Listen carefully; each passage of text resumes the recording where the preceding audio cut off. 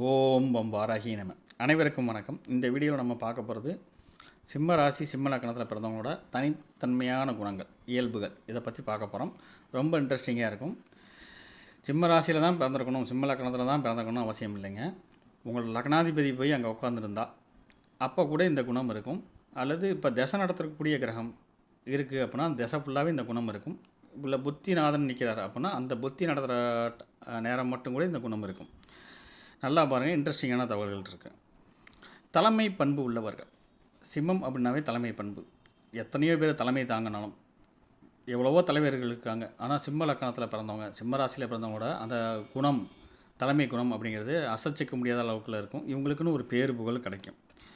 ஏன் அப்படின்னு பார்த்தீங்கன்னா, யாரையும் நேற்று தான் ஒருத்தவங்க வந்திருக்காங்க, ஒரு கட்சியாக இருக்கட்டும் எதுவாக இருக்கட்டும், நேற்று தான் வந்திருக்காங்க கூட அவங்களுக்குன்னு ஒரு திறமை இருக்கும், அவங்களுக்குன்னு ஒரு தகுதி இருக்கும், அவங்களுக்குன்னு ஒரு செயல்பாடு இருக்கும். அதுக்கு தகுந்த மாதிரி அவங்களுக்கு கொடுத்து வேலைகளையோ எதையோ ஒன்று கொடுத்து அவங்கள வந்து குறைத்து மதிப்பிடாமல் அவங்களுக்குன்னு ஒரு அங்கீகாரம் கொடுக்கக்கூடியவங்க யார் அப்படின்னு பார்த்தீங்கன்னா இவங்க தான். நம்பி வந்தவங்களே வாழ வைக்கக்கூடிய குணம் வந்து எளிதாகவே இவங்கள்ட்ட இருக்கும். பொதுவாகவே இவங்க நம்பி வந்துட்டாங்க அப்படின்னா அவங்கள வாழ வைக்கக்கூடிய அமைப்பு யாருக்கு இருக்கும் அப்படின்னு பார்த்தீங்கன்னா சிம்ம லக்கணத்துக்கு தான் இருக்கும்.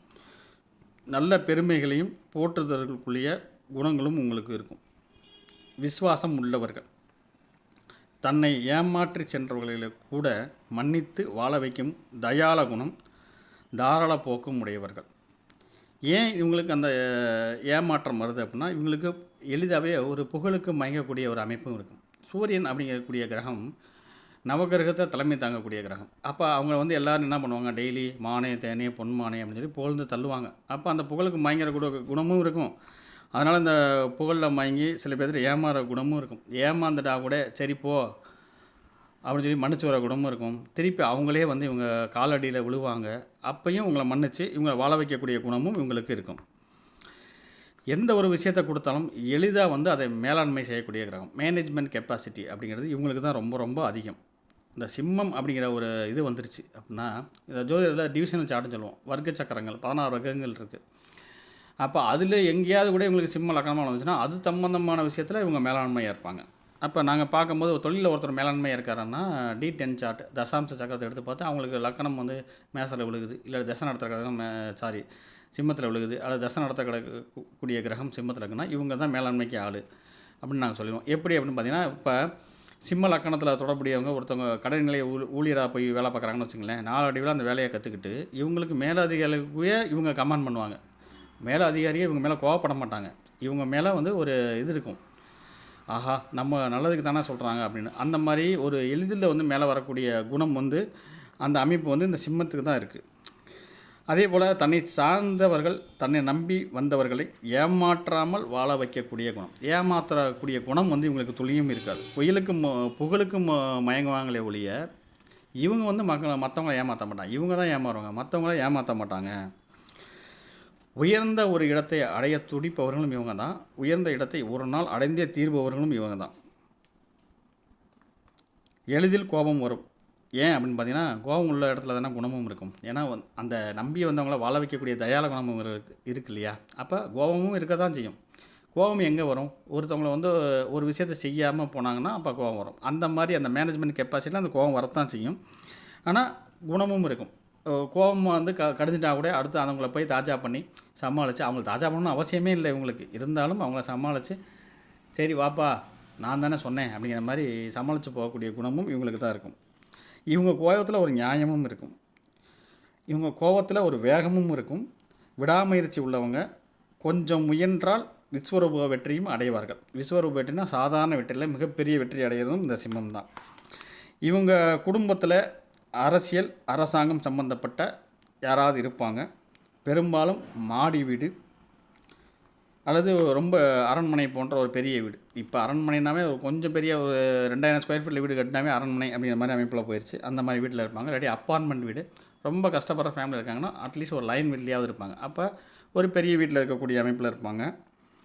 ஷேர் மார்க்கெட் சம்மந்தமான ஈடுபாடு அதிகமாக உடையவங்களும் இவங்க தான். ஏன்னா காலப்புருஷனோட 5ஆம் வீடு அங்கே வந்து சுக்கிரனோட நட்சத்திரமும் இருக்குது, சூரியனோட நட்சத்திரமும் இருக்கிறதுனால இயல்பாகவே இந்த இது வந்துடும். அதே சிம்ம லக்கணத்தில் லக்கண புள்ளி, இப்போ சிம்ம ராசியாக இருந்தாலும் சரி, சிம்ம ராசியாக இருந்து மக நட்சத்திரமாக இருந்தாலும் சரி, சிம்ம லக்கணமாக இருந்து லக்கண புள்ளி மகத்தில் இருந்தாலும் சரி, ஏமாற்றம் அதிகமாக சந்திக்கிறார்கள். இவங்க தான் அதிகமாக ஏமாந்துடுறாங்க. பின்னால் அவங்கள மன்னிச்சு விட்டு அவங்களே வளர்த்து விட்றவங்களும் இவங்க தான். இவங்க குடும்பத்தில் காதல் திருமணம் அதிகமாக இருக்கும். இவங்களுக்கே காதல் திருமணம் நடக்கலாம். சிம்ம லக்கண பெண்களாக இருந்து மக நட்சத்திரத்தில் லக்கண புள்ளி விழுகுது அப்படின்னா அவங்களுக்கும் காதல் திருமணம் நடக்கிறதுக்கான வாய்ப்புகள் மிக மிக அதிகம். இங்கே வாய்ப்புன்னு நம்ம சொல்கிறோம், ஆனால் அதிகமாக அவங்களால தான் நடக்குது.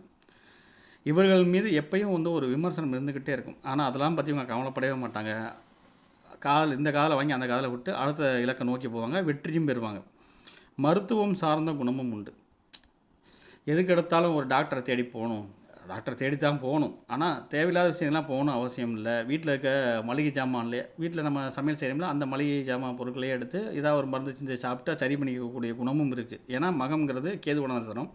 கேதுங்கிறது மருத்துவம் சம்மந்தப்பட்ட தொழிலுக்கு முக்கியமான கிரகம். அப்படிங்கும்போது அந்த இதுவும் இருக்கும். சில பேர்த்துக்கு முன்னோர்கள் ஜாடை அப்படியே இருக்கும். எப்படின்னா ஒன்று முகம் அந்த அமைப்பில் இருக்கும், இல்லாட்டி கலர் அந்த அமைப்பில் இருக்கும், இல்லாட்டி உங்கள் நடவடிக்கை உங்கள் முன்னோர்கள் மாதிரியே இருப்பாங்க. இதே லக்கணப்புள்ளி பூரத்தில் இருந்தாலும் சரி, சிம்ம ராசியாக இருந்தாலும் பூர்ணசில் பிறந்தாலும் சரி, மன வாழ்க்கையில் பிரச்சனைகள் அதிகமாக சந்திக்கிறது இவங்க தான். சொத்து சார்ந்த பிரச்சனைகளும் அதிகமாக இவங்களுக்கு தான் வருது. அடுத்தவர்கள் உதவியவே விரும்பவே மாட்டாங்க. எனக்கு தெரியும், என் கையை ஊனி எப்படி கர்ணம் அடிக்கணும்னு எனக்கு தெரியும், நான் ஜெயிச்சுக்குவேன் அப்படிங்கிறதும் இவங்க தான். ஜெயிக்கவும் செய்வாங்க. இதே உத்திர நட்சத்திரத்தில் லக்கணப்புள்ளி விழுகுது, இல்லாட்டி சிம்ம ராசியாக இருந்து உத்திர நட்சத்திரமாக இருக்காங்க அப்படின்னா இவங்களோட சொத்துக்களை இவங்களோட நண்பர்களோ உறவினர்களோ அனுபவிப்பாங்க. அந்த மாதிரி அமைப்பில் தான் இருப்பாங்க. அது இல்லாமல் சூரியனோட நட்சத்திரம் இருக்குது. சூரியனே அந்த வீட்டுக்கு அதிபதி அப்படிங்கிறனால இவங்களுக்கு அந்த சிம்மத்துக்கான விஷயங்கள் ரொம்ப தூக்கலாகவே இருக்கும். மீண்டும் ஒரு நல்ல ஒரு வாய்ப்பில் சந்திப்போம். நல்லது நடக்கும், நல்லதே நடக்கும், நல்லது நடக்கட்டும்.